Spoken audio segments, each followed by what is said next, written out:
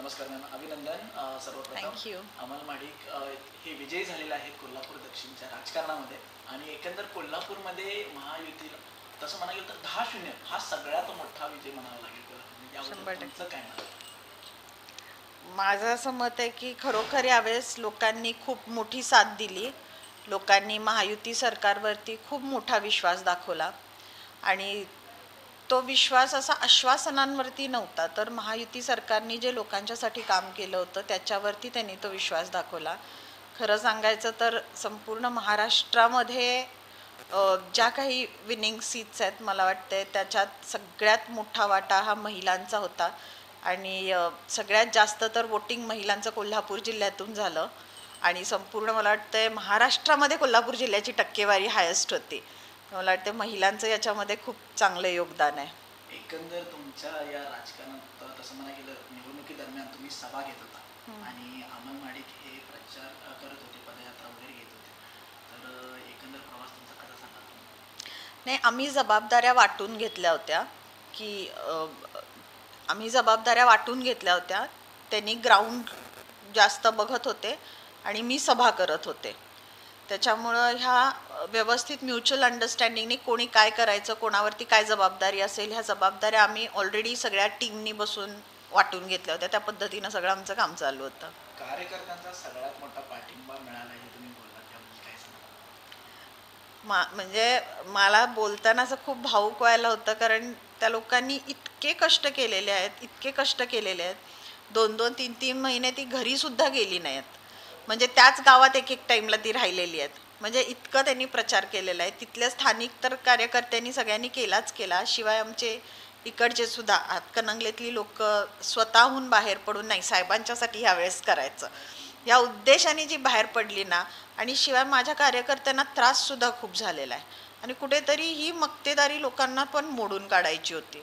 त्याच्यामध्ये खूप राबली माझे कार्यकर्ते. म्हणजे महिला तर त्याच्यात पुढेच होत्या. त्या रोज टीम्स करून जात होत्या, भेटत होत्या. म्हणजे महिला मोर्चासुद्धा खूप फास्ट होता आमचा यावेळेस.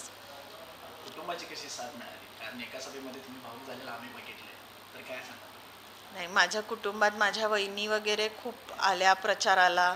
त्यांचे पण काही काहींचे लहान मुलं आहेत ते घरी सोडून आल्या. माझ्या मैत्रिणी सगळे, साहेबांचे मित्र सगळे, स्कूल फ्रेंड्स आले सगळे मदतीला, कॉलेज फ्रेंड्स आले त्यांचे. त्यामुळे एकंदरीत ह्या सगळ्या विजयामध्ये ह्या सगळ्यांचा वाटा आहे. सगळे पदाधिकारी राबले भाजपचे आणि शिवाय महायुतीचे सुद्धा. म्हणजे आम्हाला सगळ्या शिंदे गटाचं चांगलं सहकार्य मिळालं, राष्ट्रवादीच्या पदाधिकाऱ्यांचं चांगलं सहकार्य मिळालं. बीजेपीची महाराष्ट्रामध्ये तसं म्हणाल तर सगळ्यात जास्त सीटा निवडून आल्या. महायुतीच्या तसं म्हणलं तर पण बीजेपीच्या जास्त सीटा निवडल्या, याबद्दल काय बोलतात?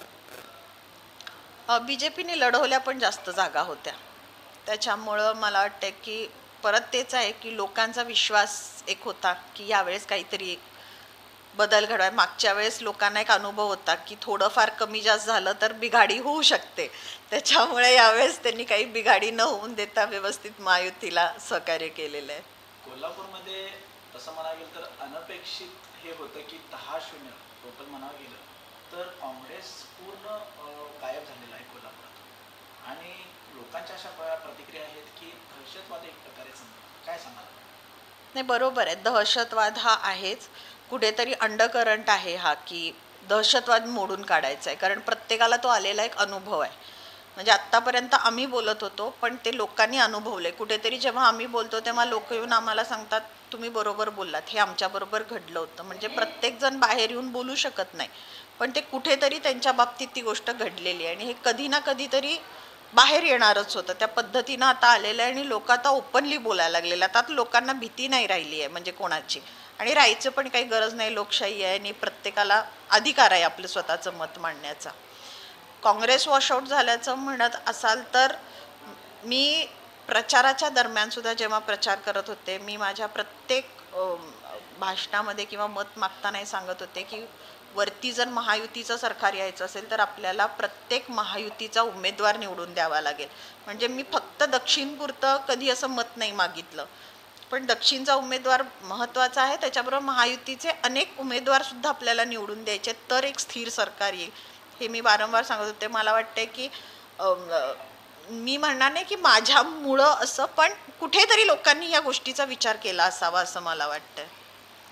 तुम्ही बघितलं असेल की या निवडणुकीमध्ये तसं म्हणा कोल्हापूरच्या आत्तापर्यंतच्या निवडणुकीमध्ये हा व्हिडिओचा विपर्यास करून एक गलिच्छ राजकारण केलं जातं, याबद्दल तुमचं मत आहे? आणि ती आमच्या विरोधकांची ती भूमिकाच तशी कायम राहिलेली आहे की कुठल्याही व्हिडिओचा विपर्यास करायचा. लोकसभेच्या वेळेस पण त्यांनी माझ्या एका व्हिडिओचा असाच विपर्यास केला ज्याला काही अर्थच नव्हता मुळात. पण त्यांना जेव्हा समोरच्याकडे काही बोलायला मुद्दे नसतात किंवा त्यांना असं वाटत असते की एक काहीतरी पॉईंट पकडायचा, बघू त्याच्यावरती आपल्याला इलेक्शन फिरवता आली तर, आणि त्यांनी तसाच तो मुद्दा उचलला मध्यंतरी आणि तो फिरवण्याचा प्रयत्न केला, पण लोकांना ते सुद्धा रुचलं नाही आणि लोकांनी पूर्ण तो, मला वाटतं, त्यांचा यशस्वी होऊन दिला नाही मुद्दा. विकासाच्या मुद्द्यावर त्यांना बोलता येत नव्हतं, पण या सगळ्या प्रकारामुळे कोल्हापूरचं राजकारण गलिच्छ झालंय किंवा त्याची पातळी खाल्ली आहे असं तुम्हाला वाटतं? आम्ही तर नेहमीच म्हणत होतो की कोल्हापूरच्या राजकारणाची पातळी खूप खालावलेली आहे. यापूर्वी वैयक्तिक टीका व्हायच्या, सुदैवानं या निवडणुकीमध्ये वैयक्तिक टीका झाल्या नाहीत आणि आम्हाला प्रॉपर ती विकास कामांच्यावरती, त्या विकास कामांच्या मुद्द्यावरती इलेक्शन नेता आली. म्हणजे सुदैवानं या इलेक्शनमध्ये, नाहीतर खूप खालची पातळी तर खूप वेळा त्यांनी गाठलेली आहे, त्याच्याबद्दल काय बोलायलाच नको. तरी कोल्हापूरच्या विकासाच्या दृष्टीने पुढे तुमचं धोरण काय असेल? आम्हाला निश्चित कोल्हापूरचा विकास करायचा आहे, पण आमदारकी ही पहिली पायरी आहे.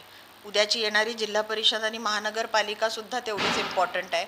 कारण एखादी गोष्ट शेवटच्या घटकांच्यापर्यंत राबवायची म्हटली तर जेवढा आमदार महत्त्वाचा असतो तेवढेच महानगरपालिकेचे नगरसेवकसुद्धा महत्त्वाचे असतात आणि जिल्हा परिषदेचे सदस्यसुद्धा महत्त्वाचे असतात. त्याच्यामुळे ही सुरुवात आहे. अजून आपल्याला महानगरपालिका, जिल्हा परिषद जेव्हा आपण सगळे घेऊ किंवा तिथे सुद्धा महायुतीची सत्ता येईल तेव्हा 100% विकास हा शेवटपर्यंत राबवला जाऊ शकतो व्यवस्थित.